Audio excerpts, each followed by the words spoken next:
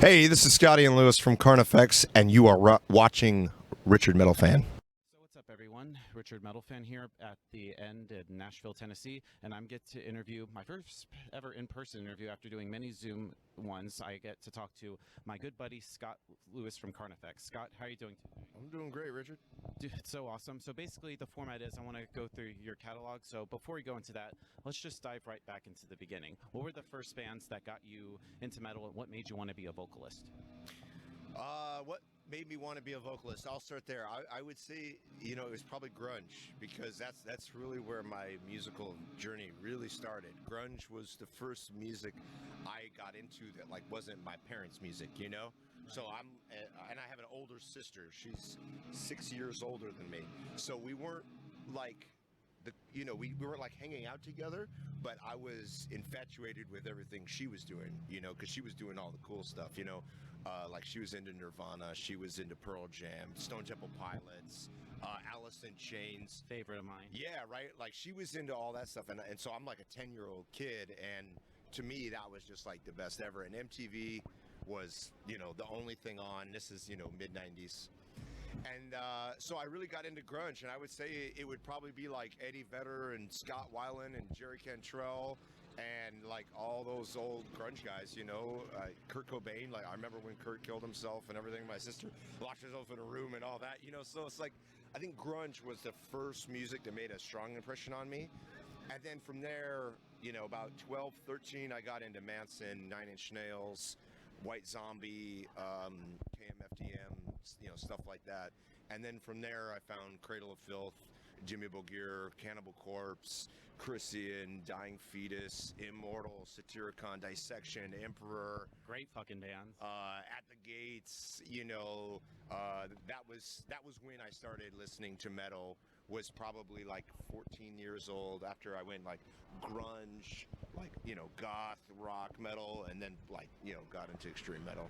Awesome. So what were your first bands before joining Carnifex? See, I think I was in 5 bands before Carnifex. My very, very first band, I was probably 13. It was called Anastasis. We were just noisy metalcore. Think Zayo or very underrated band. Oh, very underrated. Yeah, totally underrated. It was kind of like a Zayo, maybe it had some hardcore elements, but also some kind of I don't know, not death metal, but we were kind of trying to be death metal, Yeah. That was my first band. We played a couple gigs. It was fun. And then my second band was Grieving Over Darkness. And we were hell of a name. Yeah, it was. I wasn't the singer, if you could believe that. I was a fucking guitarist. I never knew. Goddamn, I never knew that. I thought you always been a vocalist. In my first band, I was the singer and the guitar. I thought I wanted to sing and play guitar. Kurt Cobain. Right? Yeah, that or James Hetfield. Right. I thought, I was yeah, that's what frontmen do. They play guitar and sing. But I actually quickly learned that I didn't know how to play guitar worth a shit, and I really didn't like having to get all the guitar shit set up while also worrying about the vocals and trying to do the show. So I played guitar in Grieving Over Darkness, and our singer's name was Kenny, and then he ended up quitting, and then me and the drummer Dave, we started another band where I was the singer called Incinerate. And that was the band before Carnifex that probably got the furthest. Cool. Yeah, we opened for some national tours. We played a bunch of shows. Wow. Yeah, and that band was called Incinerate. We wrote a bunch of songs. It was basically kind of like Carnifex light. Yeah. It was like deathcore light. Wow. Because this is 2002. Right. So deathcore is not a thing yet. Yeah. But that's where my mind is at. Because from SoCal, it's death metal and hardcore. Those were the two scenes. Right. And so it was kind of I was always trying to put them together. And then Incinerate fell apart, never made it, never went anywhere. I kind of gave up on bands for a minute. And then a couple years later, 2005, I met Sean. Awesome. And the whole death metal meets hardcore thing was still in my mind. And he's a Slipknot fan. He's a more of a Pantera, more like a mainstream metal fan. Yeah. So he had the writing ability, he knew how to take where I was yeah, let's do breakdowns and blast beats, and he knew how to arrange that and actually put that into music. So A lot of my face, Slit Wrist Savior, all that shit was all written by Sean, you know? All right. So then you released your self-titled debut album debut EP in 2006. How did that whole thing come to be? It was just a buddy. We recorded that in '05, and it should have come out in '05, but like, it wasn't a label. It was just a friend that was like, I'll spend $1,000 and put your CD out for you because he just wanted to be a good friend. Yeah. You know? And we're like, sick, man, let's do it. So that's how that first one got pressed. But then the two EPs in the middle, those never got pressed because we weren't really on a label. Like Love Lies to Ashes. Yeah, Love Lies and Ashes, and then the other like 4-song EP we did with Hope Dies on it. Like those are just independent songs, really just MySpace songs. All right. Then I believe you got signed to your first label called, what is it, City is Burning? This City is Burning, yeah. Yeah, and then you released Dead in My Arms, your debut full length. Was there? Did you all like knew you were on this something when you made that first album? No, I don't think so. No, you got to remember, man, we were really hated. Yeah. You know, like we got really trashed. Like all our reviews on the record were terrible. We got completely shit on. Anyone that reviewed the record basically called it hot garbage. You know? Oh shit. Yeah. So at the time, the only real access we had was the independent DIY touring scene. I mean, deathcore was like a 4-letter word back then. And even, you know, you probably remember, like, all the labels, the managers, the agents, they're all going around telling you, oh, don't say you're deathcore. Don't say you're deathcore. You can't say that. Yeah. You say you're deathcore, it's game over, dude. Yeah. Deathcore bands aren't real bands. Yeah. And so we dealt with that shit for a long fucking time.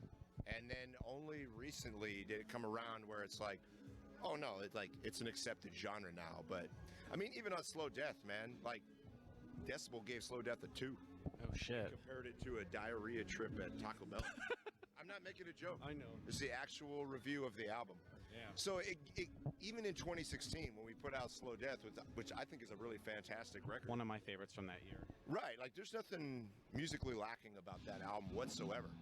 But the industry, publications, outdated gatekeepers like Decibel Magazine, they want to shut down new shit. They're afraid of change. They're afraid of creativity. They're afraid of new genres. So their move is to say it's garbage, it's trash, don't listen to this, this is bad music. And we've been hearing that shit for 15 years, man. Yeah. Right. And then... So we don't give a fuck. Right. Stop us, you can't. I always like those samples in the album, like Lie to My Face with What the Fuck, and yeah. I forget, what's the other song that says Fine, fuck you then? Slit Wrist Savior. Yeah, I was curious, where did those samples come from? Sean. That's Sean. Oh, he said that then? I never knew that.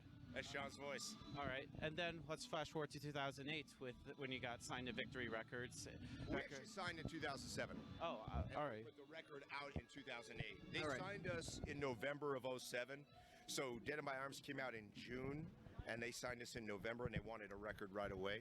So we instantly started working. We wrote Disease and the Poison in December of 2007, and then they released it in June of 2008. Awesome. And then Disease and the Poison. Was there kind of like pressure to follow up Dead in My Arms? Yes and no. I mean, we worked with a producer that hated deathcore, and he wouldn't let me do gutturals. That's why you probably noticed the vocals are very different on Disease and the Poison. That's the producer. Yeah. So at every level, even when we were in the studio paying someone to help us, they were still trying to stop us from being deathcore. That's why I think that record is so muted. You know, he was always trying to slow the blast beats down, less distortion on the guitars. Don't hold the mic close. Don't cup the mic. You can't do those types of gutturals. It was every effort to stop Carnifex from being Carnifex for years, but we said fuck that. All right. Then we go to 2010 with probably my favorite album of yours, Hell Chose Me. I mean, I think it's a great album. What was that whole recording and touring experience like? That was brutal, man. We were just like in the shit. You know, we just toured our asses off because, like I was saying, you know, we weren't getting any industry opportunity. Like agents and managers just didn't give a fuck about us. We were on Victory. We literally would get emails from agents and managers to say, we do not work with Victory bands, period. That's brutal. It was brutal. And we ate all that shit for a long fucking time. So I think when we went into Hell Chose Me, we were like, just fucking write a brutal record that's just a big fuck you to everybody. Yeah. And it did really well. Yeah, and I think it definitely shows like the change musically from Dead My Arms Disease Poison to Hell Chose Me. It kind of like you went with more death metal, even have hints of black metal as well. Yeah, you know, a lot of that's the pressure of the industry. We were just getting beat over the head with, you cannot be a deathcore band and be taken seriously. So I think in that moment we were really like, all right, well let's try to incorporate as much kind of traditional death metal as possible in order to let these people know, like, look, we fucking love this music just as much as you. Just because you're a hater gatekeeper doesn't mean you know our intention, you know? All right. And then flash forward to 2011 with probably the most underrated album in your discography, Until I Feel Nothing. The forgotten album. Yeah, and it's also 10 years old this year, which is hard to believe. Wow, in October, right? Yeah. Yeah. October, like, I don't know, mid-October. Yeah, that one was tough, man. We were like at odds with Victory. The reason the record completely bombed was because they basically said "fuck you" and shelved it because we were not getting along with them, and they, you know, they don't actually have the artist's interest at heart. So they basically, you know, they don't even have a business interest in mind because they could have made money on it, but they wanted to fuck us instead. So they basically shelved it. It didn't sell, and because we were still on Victory, the industry hated them so much, it was coming to us, and we just weren't getting any opportunity. And so that's when we took the hiatus, was because we were just hitting a brick wall of hate, dude. Yeah. And gatekeepers. Yeah, I remember hearing about we that. Don't care, Yeah. you know? Yeah, then you went on hiatus in 2012. Then 2013, you got back together. What made you all decide to come back? We got off of Victory. And that's a great decision you've all made. Well, thanks to the lawyers, right? Yeah. And then Yeah, thank fuck you Victory. to Nuclear Blast Records for taking us on. And you probably noticed the change in the growth of the band since we switched labels. Yeah, definitely. Right. How did you all ended up with Nuclear Blast? They actually were passionate about the band. You know, Gerardo, who was the U.S. manager of the label at the time, he actually was one of the few people that saw what we were doing and saw our intention and knew, like, yeah, these guys are in a new genre. They're coming up on the outside, but this is legit music. And he really was one of the first guys to give us a chance, like on a larger scale, and really get behind the band in a supportive way, not an exploitive way, which was our previous label agreement. Right. And then I think you also got with Jordan, your former lead guitarist. Yeah. How did he end up joining Carnifex? Well, let's see here. Sean and Fred were in a band with Jordan in 2004 called The Knife and Iris. Hell of a name. Yeah, and he was the lead guitarist in that band. And you remember Ryan, our old lead guitarist? Yeah. He left the band in 2012, right about the hiatus. You know, we were all eating shit, not making any money. Like, it was just hard, you know? And then we needed a fifth man, you know? And Sean and Fred knew Jordan from back in the day. He was still playing guitar. He had a band called Dangerfield. We hit him up and said, hey, you want to shred with us? Yeah. There you go. Yeah, so there was like no audition. You were like, he's the man. Let's get him. No, there was no audition. It was just, you know, he was friends with Sean and Fred, so we already knew him. And he'd been coming out to shows, so we all knew him. So it wasn't like it was like a stranger or something, you know? Right. Did he bring any like new elements that you all didn't have previously? Oh yeah, the solo aspect for sure. That's, you know, his forte is soloing, absolutely. So I think, you know, and that was another effort by us to really just kind of like, you know, we wanted to show people like, look, we're playing what we play out of choice. We could play anything, you know. We could write any type of extreme metal song, but we choose to write deathcore because that's what we're passionate about. And what was great about Jordan was we were able to keep all the deathcore shit in there, but still add a little bit of technicality with the solos and stuff. And, you know, the critics, yeah, they eat that shit up with a spoon. So it was a great way for us to continue to let the world know that we are very serious musicians and we take our songs very seriously. And they're fucking brutal for a reason, not because it's all we can play or whatever. You know what I mean? Yeah. And then you put out in 2014 Die Without Hope, which I honestly thought was your guys' best album to date. It's a killer one, Yeah, how did the whole like writing, recording, and even the whole album cycle in terms of touring went? Well, let's see. So Sean and I wrote that record on the Hiatus, and then we went and recorded it with Jason with Mark Lewis in 2013, the end of 2013, on the new Victory deal. And when Sean and I were writing Die Without Hope, we didn't know it was going to be an album. Like, we didn't know if we were actually going to be able to get off of Victory. We didn't know if there was really going to be a future. So we kind of just wrote it for us. Like, we weren't thinking about critics or the fan base or what other bands were doing. We literally were like, we might not have a band right now, but we're going to get together and write songs as friends and see what happens. Awesome. And the whole album cycle, I only saw you on the one show on that tour, which actually my first time seeing you all was the Decade of Despair tour. Okay, yeah. Tour, I think that was a great tour. What was that whole thing like? You know, it was kind of like getting back in the grind. We were. It was also the 10 years of Carnifex in 2015, the 10 years when you. Yeah, you're right. You're right. It was being on NB gave us some new opportunities. We had a new agent. And so that was getting us new opportunities as well. I think it was kind of a chance for the band to grow into the opportunities that the gatekeepers had been keeping from us. Right. You know, and so that's why you saw the band explode so much. Like, exact same dudes, exact same mindset. The only difference was the haters fucked off. Yeah. You know? Yeah, and then we got 2016, we get to Slow Death. Beth, was there like pressure after like Die Without Hope? What really made you guys got more skyrocket a bit in terms of the popularity? Was there like pressure to follow up from going from Die Without Hope to Slow Death? Yeah, pressure, but not a negative pressure. Yeah. Like, we wrote Die Without Hope without thinking about anybody or anything. We just wrote it. Me and Sean were just us. And so I think when it came down to Slow Death, and Die Without Hope did so well, we actually were a little more confident than we'd ever been, because we're like, Die Without Hope, we just literally wrote what we wanted, and people loved it.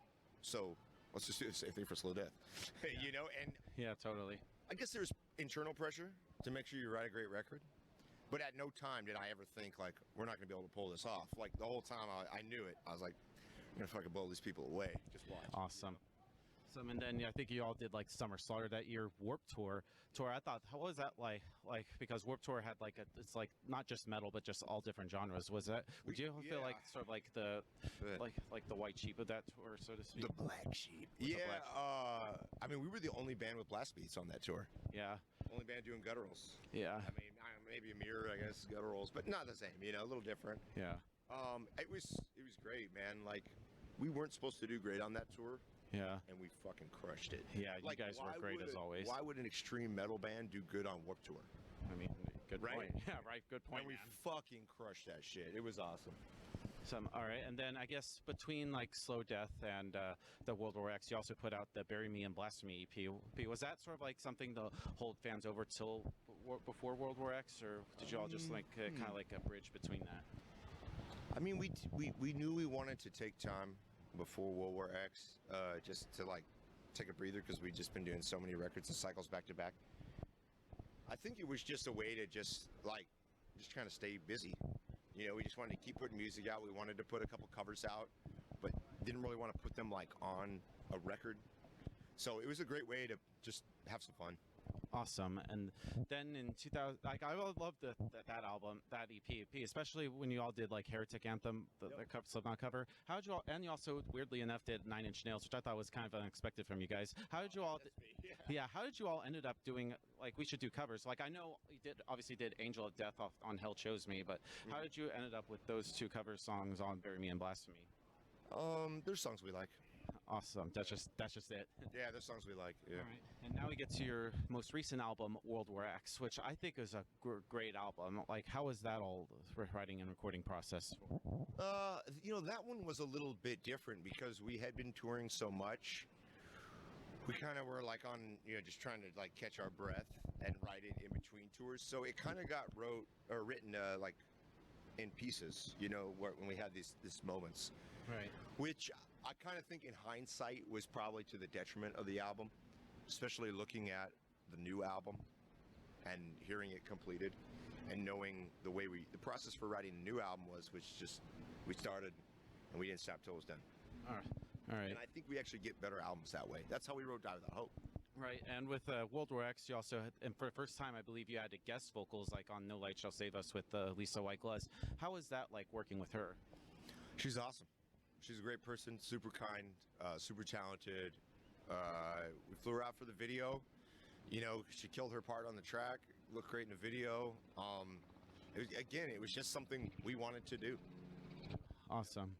And then, of course, you started touring a little bit, but then, of course, the virus that shall not be named had hit, and then what was that whole experience like up until COVID hit? Did you all were really looking forward to what was going on prior to the whole world shutting down?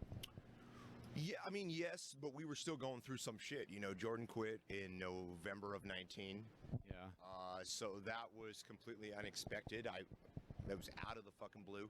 It surprised me when I first saw the news. Oh, it surprised me when I got the call, So that happened like overnight, And then we did the Vi-Art tour with Neil from Devil Driver. Yeah. And then we just made the decision afterwards that we're just going to stay the 4-piece. Yeah.